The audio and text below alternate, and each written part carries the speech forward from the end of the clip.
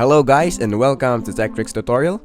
In today's video, I will show you the step-by-step tutorial on how to make Wonder Woman in Infinite Craft.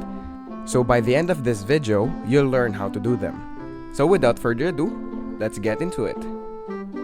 So the first thing that we're going to do is to combine earth and wind to create dust, then combine it with water to create a mud, then combine 2 mud to create a clay, and then combine 2 clay to create a brick, and combine 2 brick to create a wall.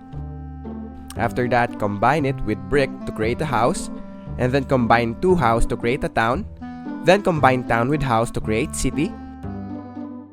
After that, combine 2 city to create metropolis. Then after that, combine earth and wind to create dust. After that, combine it with wind to create sandstorm. Then combine dust and earth to create planet. After that, combine it with sandstorm to create a Mars. And then combine earth and Mars to create life. After that, combine it with dust to create human. Then combine human with metropolis to create Superman. Then combine water and earth to create plant. Then combine it with wind to create dandelion. Then combine it with earth to create a flower. After that, combine wind and fire to create a smoke.